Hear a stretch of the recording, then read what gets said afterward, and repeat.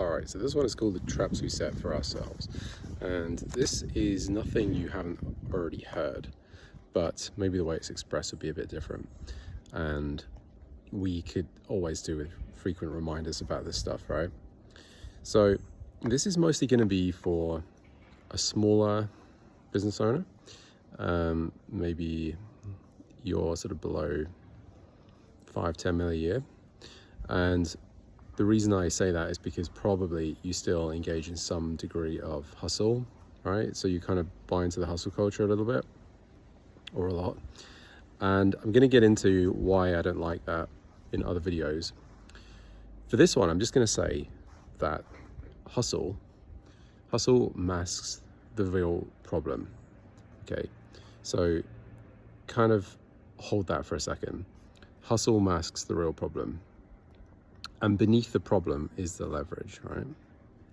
So, in other words, if you're having to hustle, then what you're doing is you're over-efforting, right? You're over-efforting to overcome a problem or a trap that you've actually created for yourself. Okay, that's the premise of this video. A lot of your hustle is over-efforting to overcome a problem or a trap that you have actually created for yourself. Which, if you think about it, is pretty significant, because it means that all of that energy, which feels so positive because you're hustling and hustle culture is good, all of that is potentially a complete waste of time and energy, because it's being spent on overcoming a problem that you have actually created for yourself. The problem becomes a trap. I don't have a problem with hustle per se when it's aligned hustle, but you could argue it shouldn't be called hustle in that case. Anyway, that's for another video. So you're hustling on something and it's actually a trap. That's the premise of the video. The more you try to over-effort through this, the less you have clarity around the problem and the leverage that exists beneath it. The more you try to over-effort through this, the less you have clarity around the problem. In fact, you probably don't even see a problem. You probably see the inverse. You probably see opportunity. You probably see something which, I need to do this is important, this moves the needle, this keeps the light on, this is important for the business, right? I'm saying the danger is the more you over effort, the more you hustle around this thing, the less likely it is you're going to perceive that it's actually a trap. It actually doesn't belong. So where do these traps come from? We want to know where they come from so we can avoid building them in the future and then having to apply all our hustle energy into overcoming them, right? The traps always stem from unresolved problems. So unresolved problems are at the root.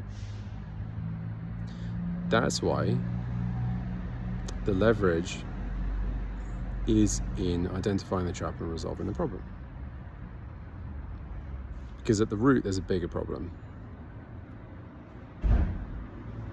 So if we remove the root problem, which is why we created a trap, and I'll give you an example of this, so this is crystal clear in a second. If we remove the root problem, we now remove the trap. We now remove the thing that we're hustling into, right? So clearly, the leverage is in removing the problem. And then you can put the energy that you save by hustling, or not hustling, into something more leveraged, right? Are you with me? Here's the real world example. So last week I spoke to Brett and he tells me how things have been going. And he tells me that for that week, he's been trying to build a inventory system to compensate for the fact that the marketing was going so well that he kept selling out of product. Good problem to have. You'd even say that. It's a good problem to have. So he starts building this inventory system so that that won't happen anymore. The problem is, this has pulled him back into product, okay? And this is bad for Brett because he has a 500K to 1 million a year minimum, and that's just short term, right? Sort of like next 12 months, 500K to 1 million upside if he doesn't do product. In other words, if he launches a non-product based offer, right? So far, it makes sense. We could still have that upside if he builds the inventory system, because he doesn't sell out, everything flows really well, he can sell through product, replenish, no gaps in inventory, all good, right?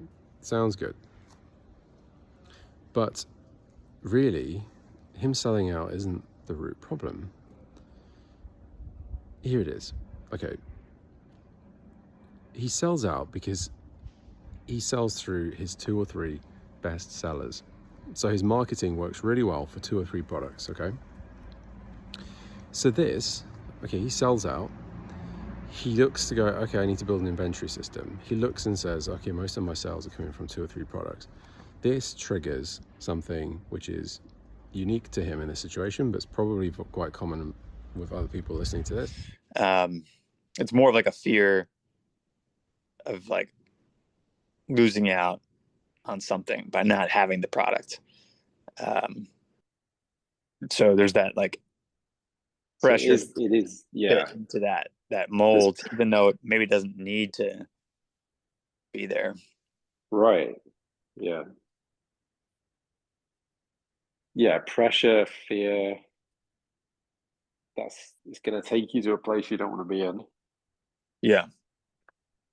Which is, that place is just hellish, unhealthy, risk-taking, time-consuming approach to product. Yeah.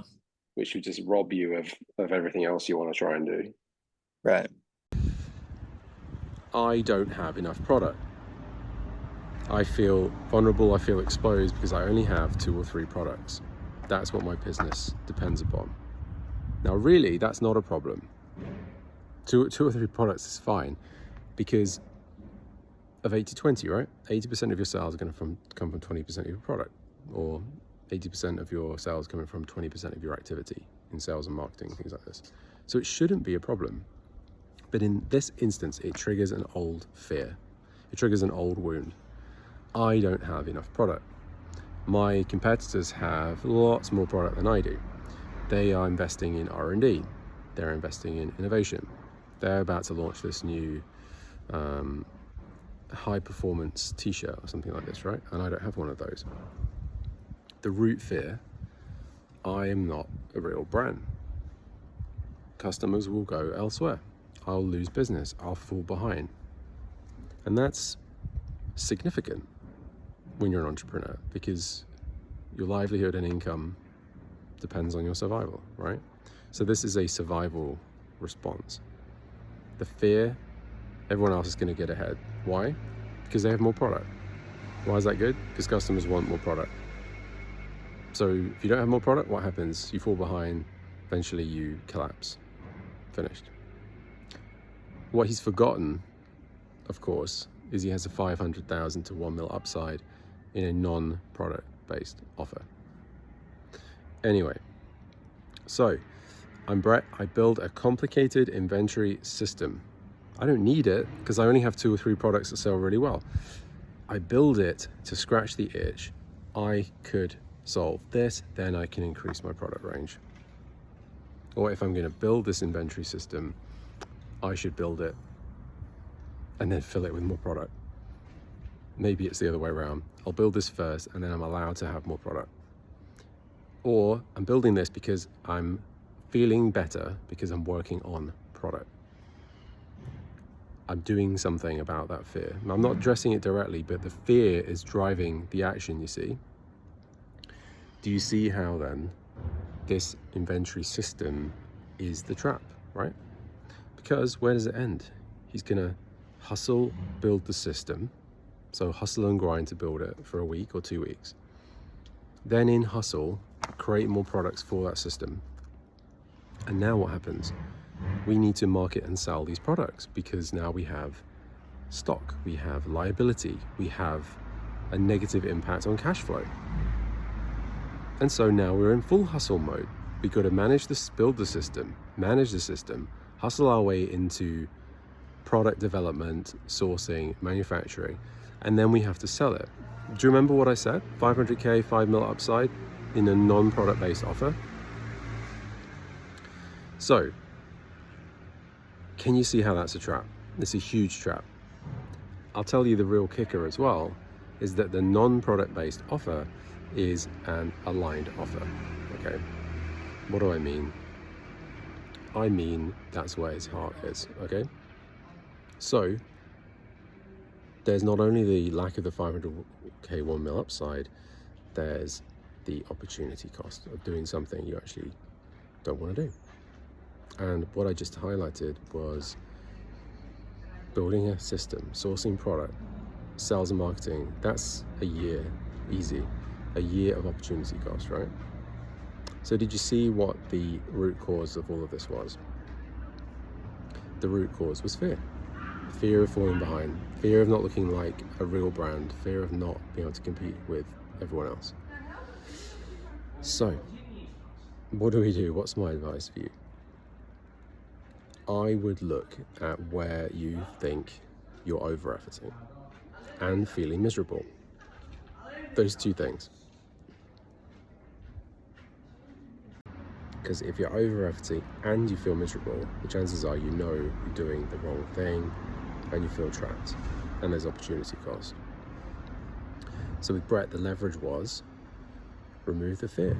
It's okay to sell 2 or 3 products consistently, have that thing running as an engine, and step away from that in freedom, in financial freedom as well, to go and pursue the thing which is the aligned opportunity with all the upside, right? So if you name the real problem, you will unlock the real leverage.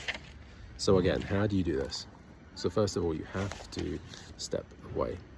So you have to step away and stop and ask yourself again, why am I over-efforting and miserable?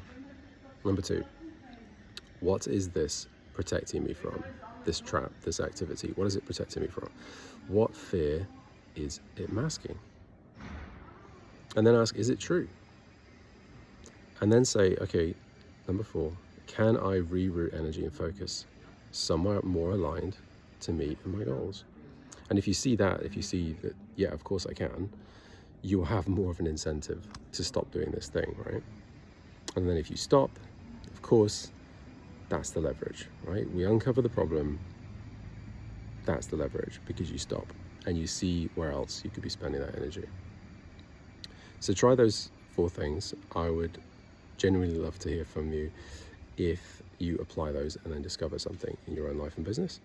And if you need help actually seeing those areas where you're over-efforting and miserable, join one of our calls.